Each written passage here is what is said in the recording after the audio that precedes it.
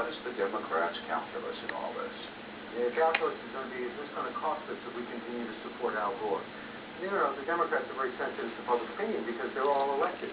And what they're looking at is polls that are showing more and more Americans saying that Al Gore should concede. But Americans have also said they also want the ballots counted and recounted if necessary because they believe the voter's voice should be supreme in this. The problem is that the courts say there's no reason to recount the ballots, there's no standard for recounting the ballots, and most of all, there's no time left to recount all the ballots. Then the Democrats are going to say, well, wait a minute, then really all hope is lost. Time, the clock, the calendar. How much time do you estimate Al Gore has? Well, there is one calculation that's in his favor, and I'll tell you what it is. The calculation is if they can get some court somewhere, this would be the Florida Supreme Court at this point, to order a recount started of those ballots. He counts about 14,000 disputed ballots. There are 1.1 million bounded ballots. But if you can just get that recount started, it's going to be politically impossible to stop it. That's Gore's calculation. It's a smart one. Because once you see independent masters or whoever sitting down and counting the ballots, then the voters will say, now wait a minute, they can't reach any conclusion here until all the ballots have been counted. So if they can get it started, and they've got 1 week left to do that, then it may be politically difficult to stop that count. And they believe if you start that count, he's going to win. And if they do not get a recount of the ballots? It's over. That's the only way Gore wins. You know, there's an old saying among lawyers, if you have the facts, argue the facts. If you have the law, argue the law. If you don't have either one, pound on the table. Well, Gore has been arguing the facts. He says, those ballots should be counted, and if they're counted, I believe I won. The Republicans are saying the law is on our side. We don't have to recount those ballots. So far, the law is winning. But if Gore can just get one court to say, start counting the ballots, then his argument is there are no deadlines. They all go by the wayside because once the ballot counting process starts, it has to be completed. And the clock ticks away. Right. Thank you, Bill Schneider. Well, that's all for this edition of Inside Politics. Not available indoors. Order today. Thank you, Dick. Thank you.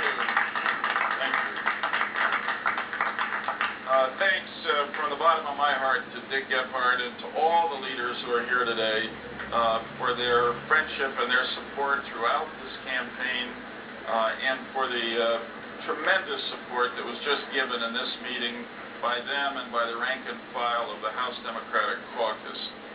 This was a most encouraging meeting for me, and I will certainly convey the substance and the spirit of it to Vice President Gore. I think the members of the House Democratic Caucus feel, as Al Gore and I did, proud of the race we ran, proud of the principles we ran on, grateful for the support we received throughout America, winning in the popular vote, as of today, 267 electoral votes, and confident that a majority of those who went to vote in Florida intended to vote for Al Gore for President of the United States. And that simple principle, as you know, is what we are continuing to pursue in the courts of Florida. We have always said that the final arbiter of the contests over the election in Florida would not be any of the candidates for president or vice president, or not even the Secretary of State of Florida, but the Florida Supreme Court.